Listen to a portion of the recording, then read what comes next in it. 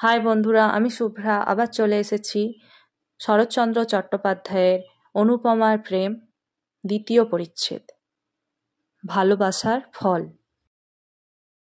দুর্লভ বসু বিস্তর অর্থ রাখিয়া পরলোক গমন করিলে তাহার ২০ বর্ষীয় একমাত্র পুত্র ললিতমোহন শ্রাদ্ধ শান্তি সমাপ্তি করিয়া একদিন স্কুলে যাইয়া মাস্টারকে বলিল, মাস্টার মশাই, আমার নামটা কেটে দিন।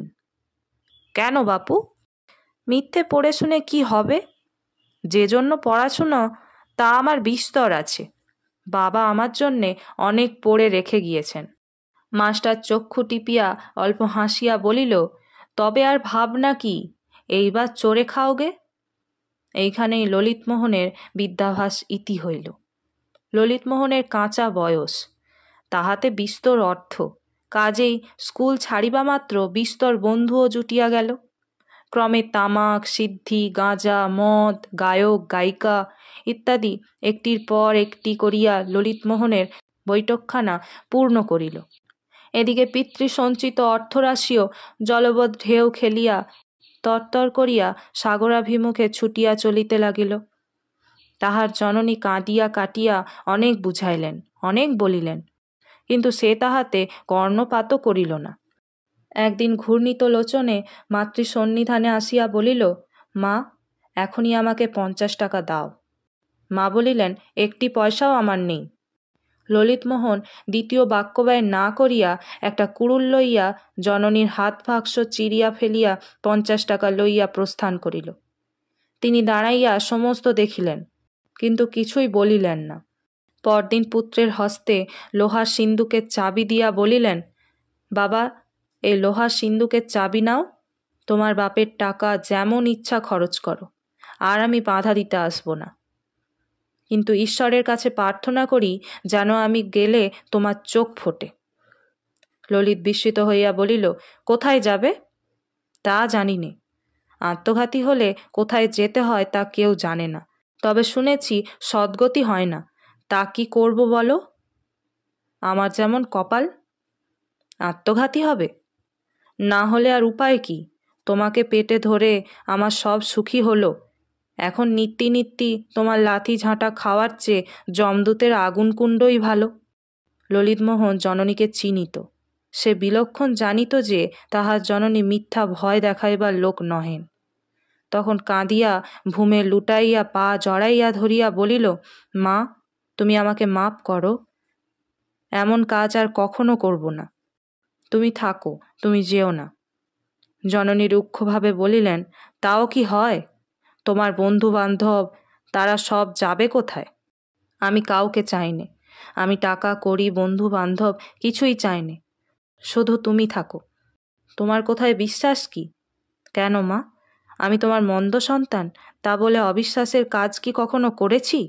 তুমি এখন থেকে ইচ্ছা সুখে যা দেবে তার অধিক ১ পয়সাও চাবো না।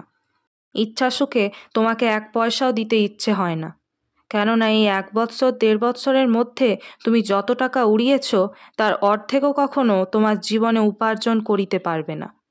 তুমি আমাকে কিছুই দিও না। জননী কোমল হইলেন। না, অতটা সবে না, আমিও তা ইচ্ছা করি নে। মাসে ১০০ টাকা পেলে তোমার চলবে কি? স্বচ্ছন্দে, তবে তাই হোক। ২-১ দিনের মধ্যেই তার বন্ধু বান্ধবেরা একে একে সরিয়া পড়িতে লাগিল। ললিতমোহন ২-১ জনের বাটিতে ডাকিতে গেল। কেহ বলিল, কাল যাব, কেহ বলিল, আজ কাজ আছে। ফলত কেহই আর আসিল না। এখন সে সম্পূর্ণ একা। একা মদ খায়, একা ঘুরিয়া বেড়ায়। একবার মনে করিল আর মদ খাইবে না, কিন্তু সময় কিরূপে কাটিবে? কাজেই মদ ছাড়া হইল না। একটা পথে সে প্রায় ঘুরিয়া বেড়াইত। এ পথটা জগবন্ধুবাবুর বাগানের পার্শ্ব দিয়া অপেক্ষাকৃত নির্জন বলিয়া মদ খাইয়া এখানেই বেড়াইবার অধিক সুবিধা হইত। মাতাল বলিয়া তাহার গ্রামময় অখ্যাতি। কাহারও বাটিতে যাওয়া ভালো দেখায় না, কাজেই মদ খাইয়া নিজের সঙ্গে নিজে বেড়াইয়া বেড়াইত। আজকাল তাহার আরেকজন সঙ্গী জুটিয়াছে, সে অনুপমা। আসিতে যাইতে সে প্রায়ই দেখে। তাহারই মতো অনুপমাও বাগানের ভিতর ঘুরিয়া বেড়ায়। অনুপমাকে সে বাল্যকাল হইতে দেখিয়া আসিতেছে।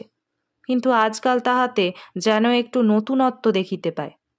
জগবন্ধু বাবুরও বাগানের প্রাচীরের এক অংশ ভগ্ন ছিল। সেইখানে একটা গাছের পাশে দাঁড়াইয়া দেখে অনুপমা উদ্যানময় ঘুরিয়া বেড়াইতেছে। কখনো বা তরুতলে বসিয়া মালা গাঁথিতেছে, কখনো বা ফুল তুলিতেছে, এক এক সময় বা সরসীর জলে পদদয় ডুবাইয়া বালিকাসুলভ ক্রীড়া করিতেছে। দেখিতে তাহার বেশ লাগে। ইতস্তত বিক্ষিত চুলগুলি, অযত্ন রক্ষিত দেহলতা, আলুথালু বসনভূষণ ও সকলের উপর মুখখানি তাহার মদের চোখে একটি পদ্মফুলের মতো বোধ হইত। মাঝে মাঝে তাহার মনে হয় জগতে সে অনুপমাকে সর্বাপেক্ষা অধিক ভালোবাসে। রাত্রি হইলে বাড়িতে গিয়া শয়ন করে। যতক্ষণ নিদ্রা না হয় ততক্ষণ অনুপমার মুখই মনে পড়ে। স্বপ্নেও কখনো কখনো তাহার অনিন্দ সুন্দর বদনমণ্ডল হৃদয়ে জাগিয়া ওঠে।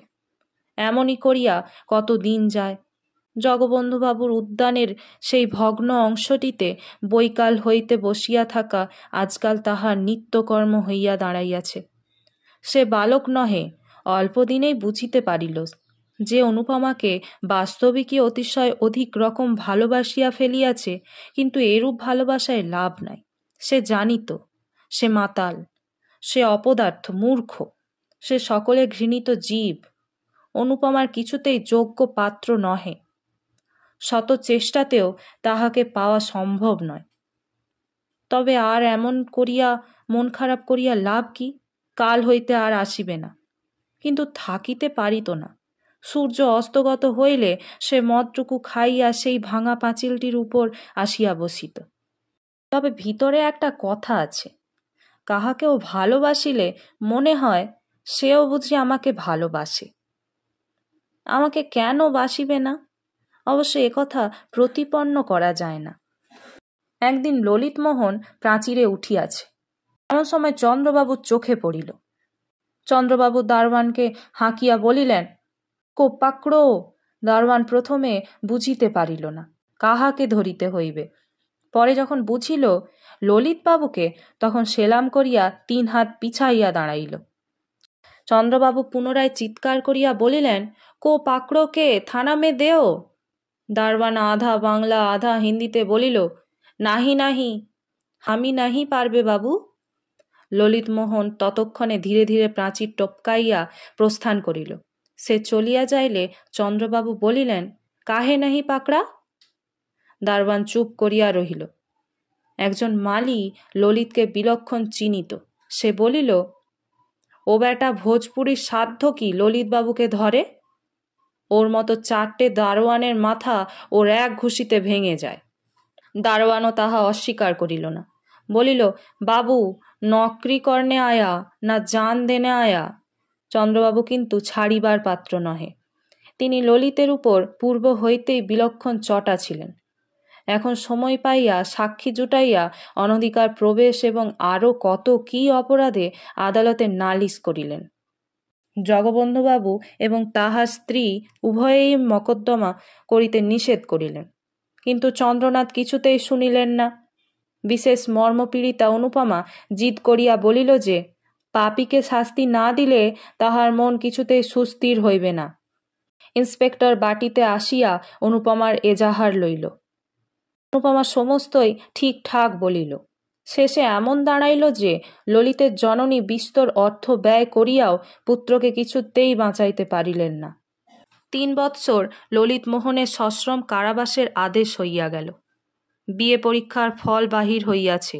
সুরেশচন্দ্র মজুমদার একেবারে প্রথম হইয়াছে।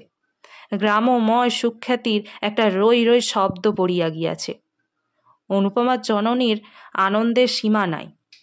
আনন্দে সুরেশের জননীকে গিয়া বলিলেন, নিজের কথা নিজে বলতে নেই, কিন্তু দেখো দেখি আমার মেয়ের পয়। সুরেশের মা সহাস্যে বলিলেন, তা তো দেখছি। একবার বিয়ে হোক, তারপর দেখিস তোর ছেলে রাজা হবে। অনু যখন জন্মায় তখন একজন গণৎকার এসে গুণে বলেছিলেন যে এ মেয়ে রানী হবে। অত সুখে কেউ কখনো থাকেনি, থাকবেও না, যত সুখ তোমার মেয়ের হবে। কে বলেছিল? একজন সন্ন্যাসী। কিন্তু তুমি তোমার জামাইকে একখানা বাড়ি কিনে দিও। তা দেব না? চন্দ্রকে আমি পেটের ছেলে বলেই জানি, কিন্তু অনুরও তো কর্তার অর্ধেক বিষয় পাওয়া উচিত। আমি বেঁচে থাকতে তা পাবেও। তাই হোক, ওরা রাজরানী হয়ে সুখে থাক, আমরা যেন দেখে মরি। 2 দিন পরে রাখাল মজুমদার পুত্রকে ডাকিয়া বলিলেন, এই বৈশাখে তোমার বিবাহের দিন স্থির করলাম। এখন বিবাহ হয়? আমার একেবারে ইচ্ছে নয়। কেন? আমি গিলক্রিস্ট স্কলারশিপ পেয়েছি, তাতে আমি ইচ্ছা করলে বিলাতে গিয়া পড়তে পারি। তুমি বিলাতে যাবে? ইচ্ছা আছে। পড়ে পড়ে তোমার মাথা খারাপ হয়ে গিয়েছে, অমন কথা আর মুখে এনো না। বিনে পয়সার যখন এই সুবিধা পেয়েছি, তখন দোষ কি? রাখালবাবু একথা একেবারে অগ্নিশর্মা হইয়া উঠিলেন। নাস্তিক বেটা, দোষ কি? পরের পয়সায় যদি বিষ পাওয়া যায় তো কি খেতে হবে? সে কথায় এ কথায় অনেক প্রভেদ। প্রভেদ আর কোথায়? একদিকে জাত খোয়ানো, ম্লেচ্ছ হওয়া, আর অপরদিকে বিষ ভোজন। ঠিক এক নয় কি? চুল চুল মিলে গেল নাকি? সুরেশ আর কোনো প্রতিবাদ না করিয়া নিরুত্তরে প্রস্থান করিল। সে চলিয়া যাইলে রাখালবাবু আপনা আপনি হাসিয়া বলিলেন, বেটা পাতা 2 ইংরেজি পড়ে আমাদের সঙ্গে তর্ক করতে আসে। কেমন কথাটা বললাম? পরের পয়সার বিষ পেলে কি খেতে হবে? বাছাধনার দ্বিতীয় কথাটি বলতে পারলে না। এই অকাট্য যুক্তি কেউ কাটতে পারে? সমস্ত পাকা রকম স্থির হইয়া যাইলে বড়বধূ একদিন অনুপমাকে বলিলেন, কিলো, বরের সুখ্যাতি যে গ্রামে ধরে না। অনুপমা মৃদু হাসিয়া বলিল, যার সতীসাধ্যী স্ত্রী, জগতে তার সকল সুখের পথই উন্মুক্ত থাকে। তবে তো এখনো বিয়ে হয়নি লো। বিবাহ আমাদের অনেক দিন হয়েছে। জগৎ জানে না বটে, কিন্তু অন্তরে অন্তরে বহুদিন আমাদের পুনর্মিলন হয়ে গিয়েছে। বড়বধূ অল্প হাসিল। ওষ্ঠ ঈষৎ কুঞ্চিত করিয়া একটু থামিয়া বলিলেন, একথা আর কোথাও বলিস নে আমার বুড়ো মাগি। আমাদের তো বলা দূরে থাক, এমন ধারা শুনলেও লজ্জা করে। সব কথাই তুই যেন থিয়েটারে অ্যাক্ট করতে থাকিস। এমন করলে লোকে পাগল বলবে যে। আমি প্রেমে পাগল। আজ এ পর্যন্তই। পরের পরিচ্ছেদ নিয়ে আবার ফিরে আসব। সবাই ভালো থেকো, সুস্থ থেকো। ভালো লাগলে একটা লাইক করো, আর প্লিজ আমার চ্যানেলটিকে সাবস্ক্রাইব করে নিও। টাটা।